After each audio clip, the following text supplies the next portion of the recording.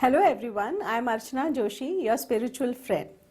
Lord Prannath Global Consciousness is our mission to race towards awareness of global spiritual awakening. We believe humanity is passing through a unique stage of spiritual development.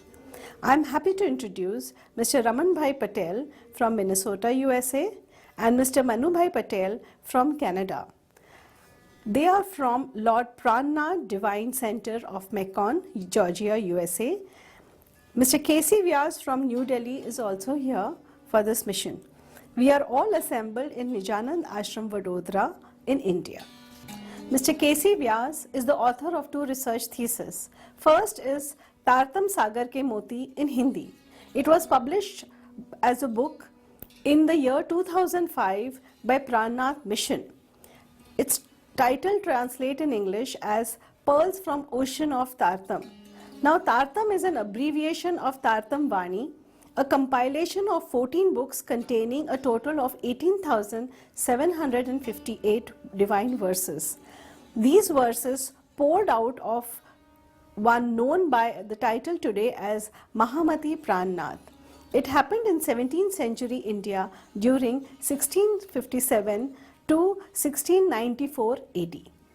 In the title of next research thesis in English that has been posted on our website www.nijanand.org, Mr. Vyas termed Tartam Vani as 17th century revelation.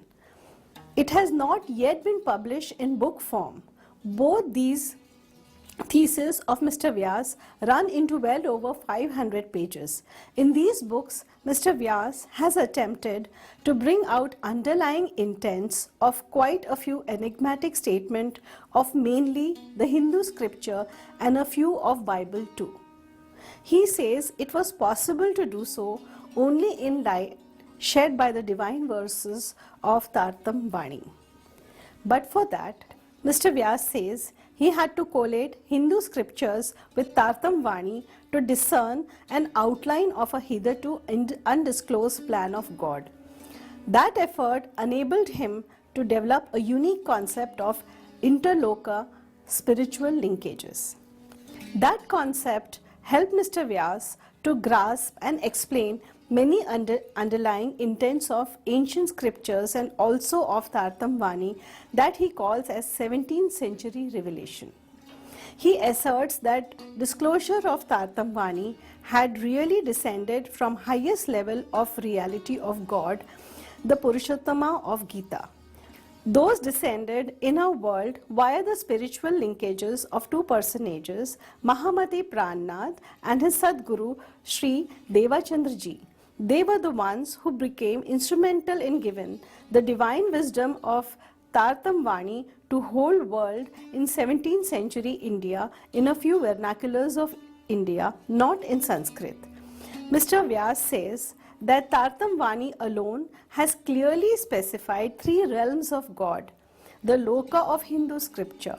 Scriptures had very vaguely pointed at those three levels. Mr. Vyas located several verses of Tartam Vani and arranged them in a logical sequence only to realize that those conveyed something different from what they were traditionally interpreted as.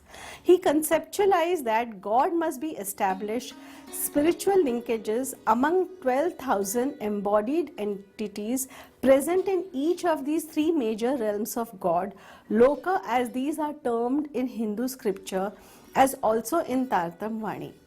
Mr. Vyas says that these three lokas are governed by same one God, but he governs them via three levels of his power of consciousness. As such, God only seems to have threefold existence in the three lokas in the form of three Purushas. Mr. Vyas cogently brings out that Tartam Vani has rendered great assistance to the evolved spiritual aspirants of all world faiths and also to the rest of mankind in walking on a path of integral enlightenment. It is bound to help the troubled humanity of present times to usher in a new age of peaceful living with guidance coming from their respective scriptures, only further enriched by Tartam Vani.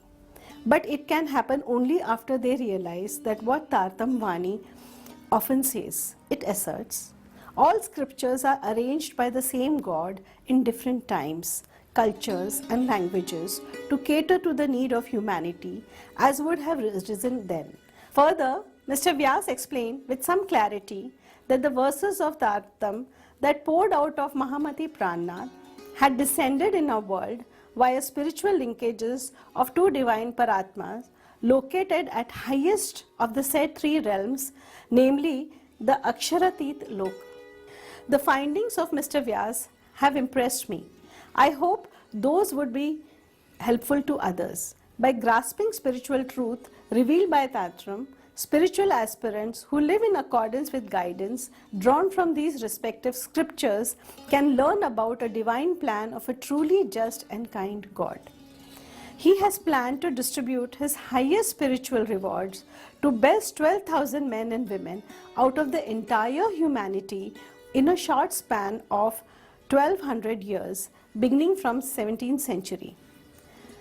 Tartam calls it as a period of Jagni to prophesy that the spiritual insight gained by mankind during this period shall establish an unheard global peace and harmony, but also after this period ends. So, Mr. Vyas, let us start with a brief review of what you found after Tartam Vani was collated with scriptures, keeping before us the sketch you prepared to explain your all-important concept of spiritual linkages.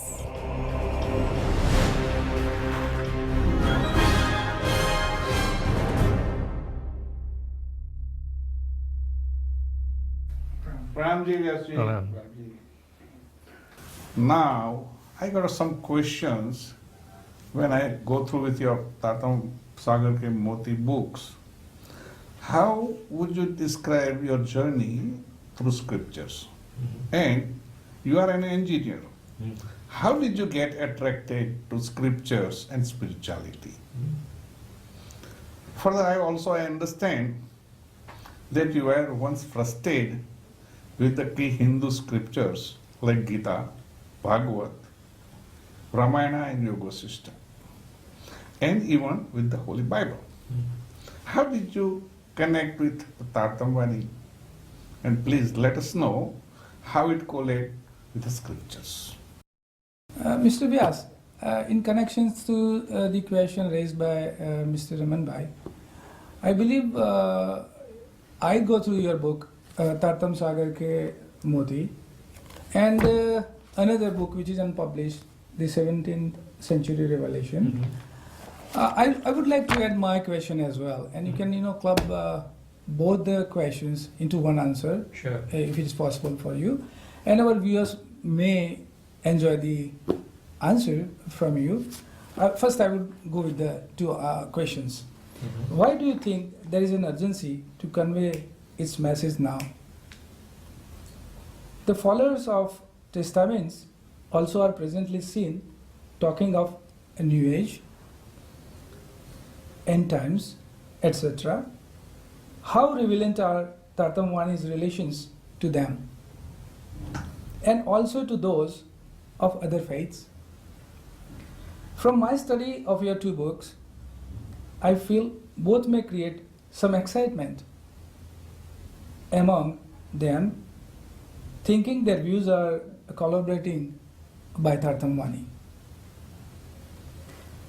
Also, I like to add one more question here. Can you throw light on few key revelation of Tartam Vani to let our audience have glimpse of your research in it? Okay. Let me first review some reasons for the frustration that I experienced when studying the so-called extensive Hindu scriptures. I have been an engineer, always accustomed to dealing with well-established scientific formulations and not simply conjectures. That very frame of mind had perhaps caused that frustration. Scriptures did not seem to provide definitive answers to all my queries. Hindu scriptures say that ultimate reality called God, or Brahma in Sanskrit, and its relationship with human beings, that is their souls or jivas, is very difficult to grasp and even more difficult to realize. They all said the human nature governed by Maya, a power of God, keeps them focused on God's creation rather than on Him, the Creator. It doesn't really provide to mankind strong enough an urge to realize their relationship with God, even when, as per the scriptures, it should be their sole objective to do so when existing in His creation. Scriptures say, while leading past lives, we had not realized that objective. That is why we could not get liberated from the bondage of repeated reincarnations, resulting in our having to face the misery in present birth. Scriptures add that only sustained life after life efforts under the guidance of a Satguru, one who has realized that objective of human existence, is essential. Well, only this much became clear with help of my need-based perusals of translations and commentaries, mostly in Hindi, of several scriptures that I could consult. I had never studied Sanskrit or philosophy as a student, yet, being born in a religious Hindu family, I was encouraged to study scriptures and follow their guidance. I followed that advice, only to find my intellectual curiosities growing, not really satisfied. In due course, I also connected with mystical literature, that of Theosophical Society, that based on psychical researches, including the psychic readings given by a devout Christian named Edgar Cayce, etc. I also could fortunately have, from time to time, several Bhrigu Samhita readings. All of them corroborated the Hindu concepts of reincarnation and life after life existence of mankind. Yet, I was left with frustration that I did not gather all spiritual truths, particularly concerning the highest level of God's reality. I found varying viewpoints employing different terminologies on this topic, even in one and the same scripture. Even Bhrigu Samhita readings that I secured for over a decade did not explain the highest level of reality using the terminology of Tartamani. But things changed after the end of 2000 AD. Let's stop here. In simple terms, what do you really mean when you speak of highest level of God's reality? Does Bhagavatam, that is often cited in Tartam Vani, explain that? We all are curious about this one. No. Bhagavatam on its own does not elucidate the highest reality.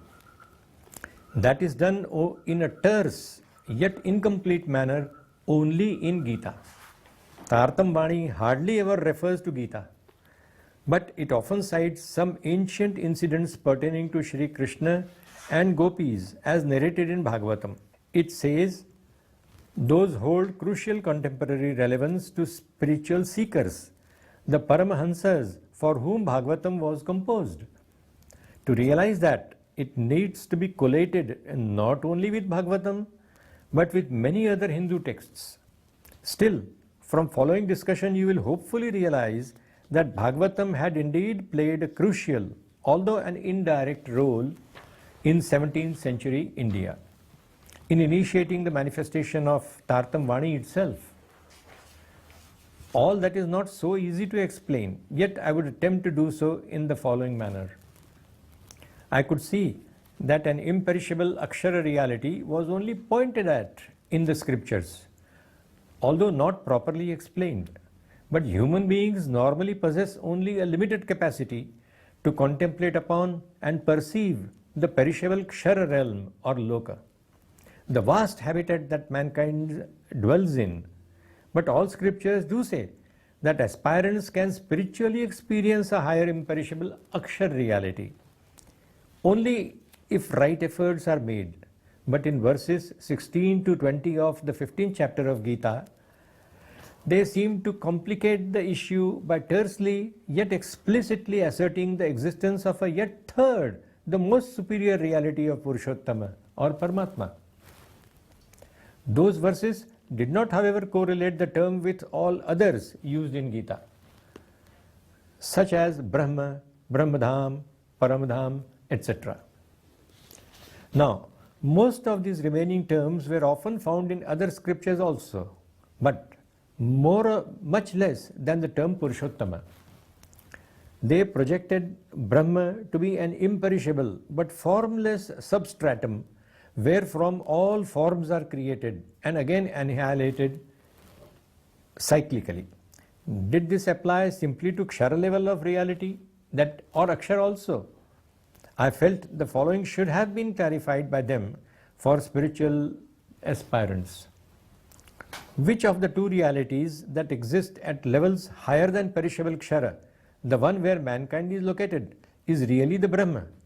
Is it the Akshara or one superior to it, say Aksharatita level of reality? That is the Purushottama of Gita. Again, the verses 19 and 20 of 15th chapter of Gita seemed suggesting that an aspirant should aim to so comprehensively know the Purushottama as not to leave any further doubt about it.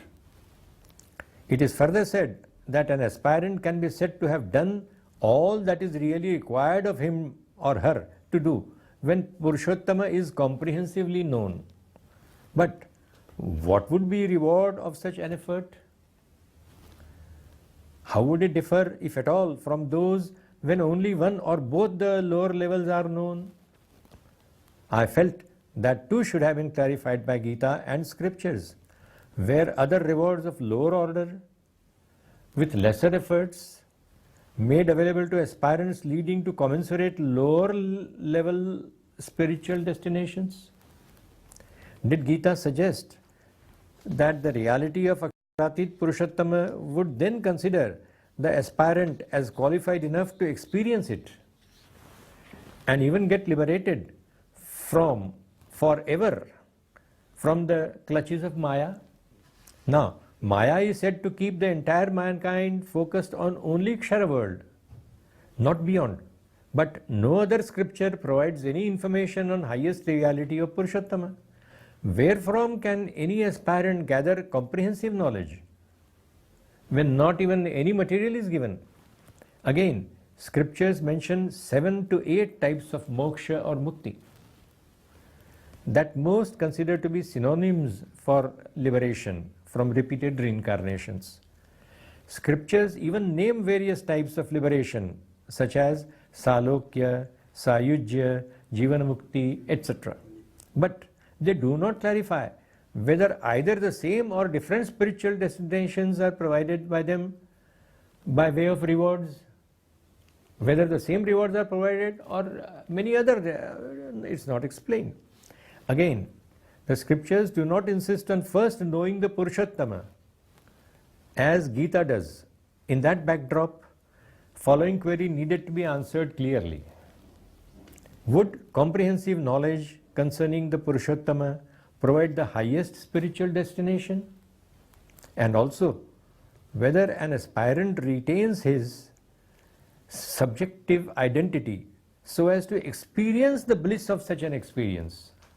That is important. No answers. When it came to Purushottama or Paramatma, many queries remained unanswered.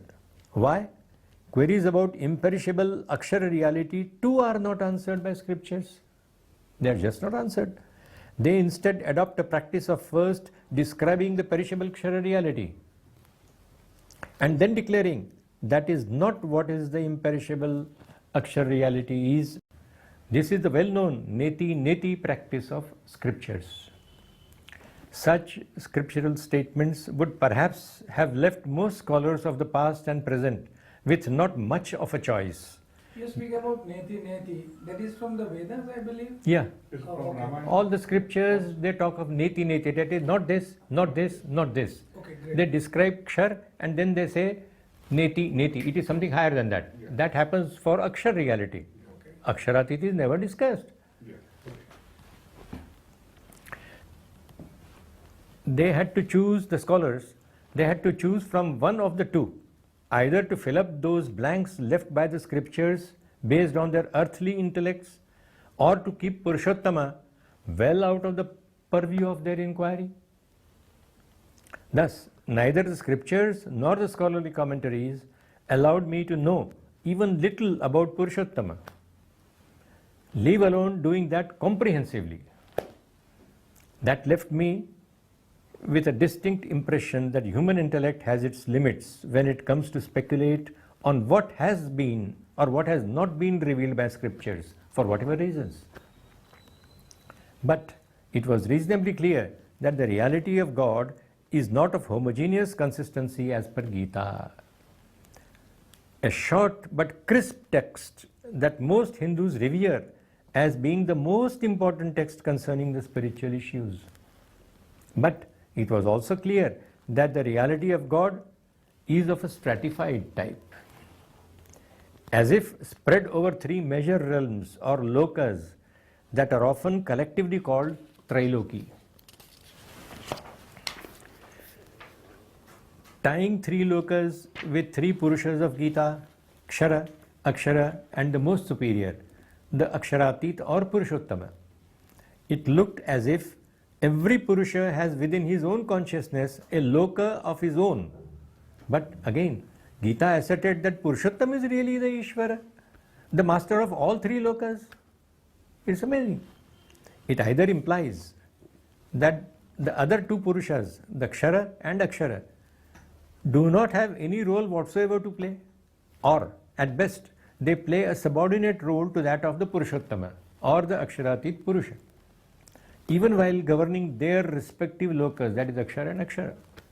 On top of it, Shri Krishna, even when still being present in a human form in our perishable loka, declares to Arjuna that he was that Purushottama. How can that be?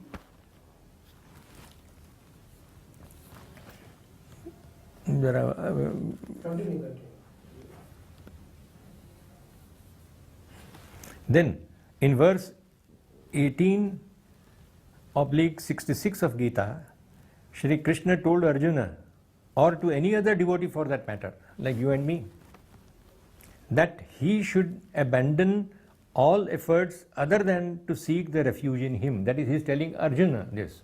Okay. He should seek refuge only in Shri Krishna. Perhaps he pointed at his divine abode. But where is it? Even Krishna? Okay. But where is it? Where did he go to after performing all those divine deeds in the world? Goloka, Brahmadham, where? How should the devotees reach there? Such queries remain unanswered. It is also of crucial importance to grasp that what Shri Krishna said in 15th verse of 15th chapter of Gita, that is very important verse. He asserted that he truly is both the revealer of all the truths, okay, and also the revealed reality. It was the case since most ancient times, and also at the time he delivered the discourse of Gita over 5,000 years ago from today.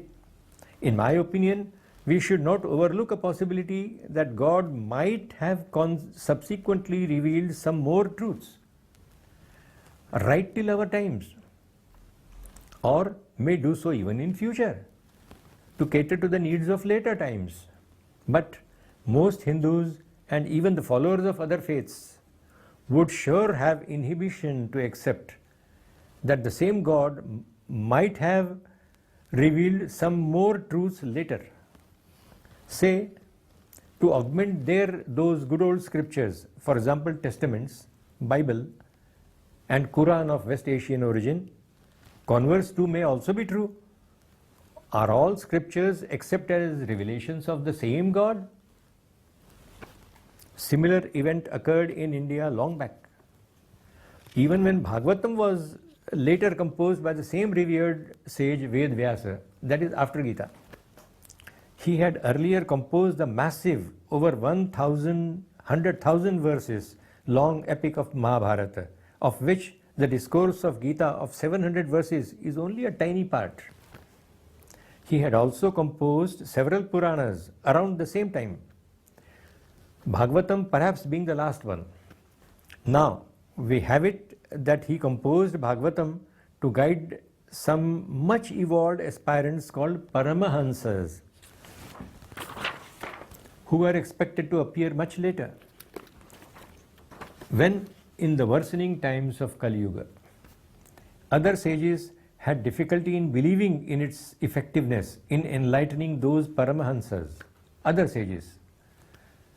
They thought all required truths were already recorded in scriptures, Vedas, Gita, etc. Those can effectively guide them, they thought. This much has been quite clearly recorded in Mahatmya portion of Bhagavatam. By whom and when was Bhagavatam's effectiveness then demonstrated to those doubters? It was done by 4 sages who are collectively known as Sanak Adi, at a time when 260 years of Kali Yuga had elapsed, meaning that 260 years had elapsed after Shri Krishna left for his eternal abode. Briefly put, Mahatmya tells us that evil tendencies of Kali Yuga had prospered much by then, and the rulers had abandoned their path of dharma. But what is difficult for me to swallow is this. At that time, Yavanas, the invaders of India from its west, having gained control over it, that is over India, were destroying temples and other places of pilgrimage. Now, such a demonstration of effectiveness of Bhagavatam is narrated in a highly symbolic, even in a dramatic manner. But history tells us that those acts of invaders had occurred around 9th to 10th century AD. That is only 1000 years ago, earlier, before today. Say after 4000 years of Kali Yuga had elapsed. That is thousands of years later than the time pointed at in Mahatmya. It surprises that distortion in time factor of an event of such a magnitude was not pointed out by the learned commentators of all our scriptures. They have not pointed out this. It is difficult to say whether they simply overlooked it, or was it given a deliberate gloss over, thinking it was only to be expected. That is expected in such symbolic narrations.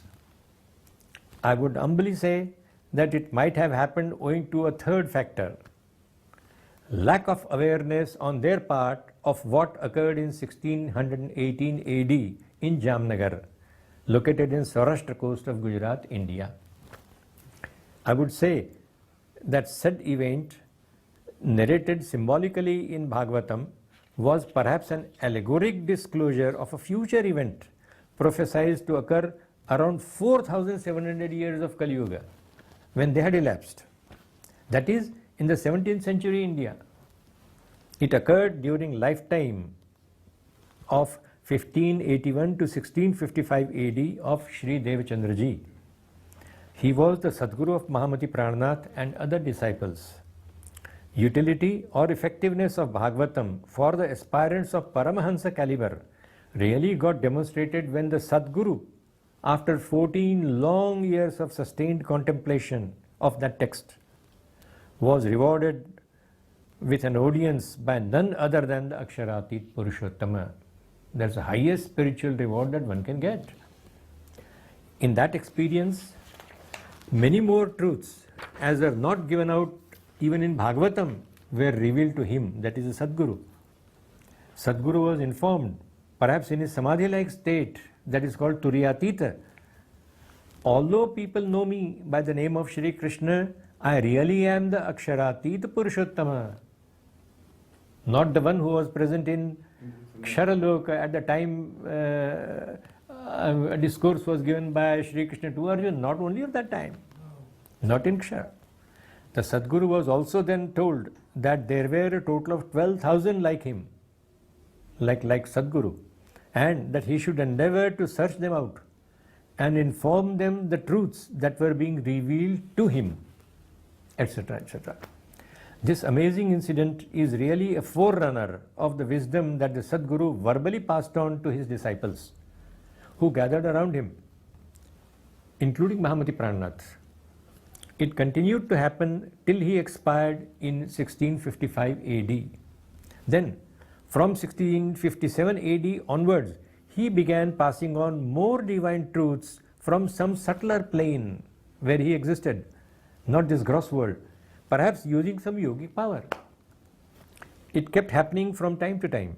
Thus, several divine truths got manifested right within the heart of Mahamati Prananath.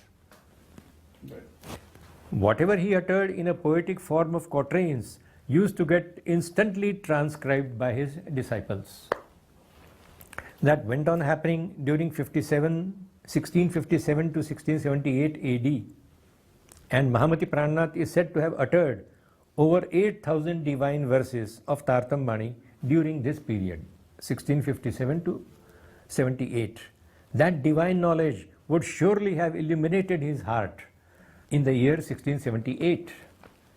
The Tartam Bani itself says that such an audience can occur, that is audience with Purushottama, can occur only when a Paratma linked with any Brahma Srishti caliber person sheds her delusion and awakens to her presence right before her Lord. The Purushottama, present not in this world but in Aksharatita Loka.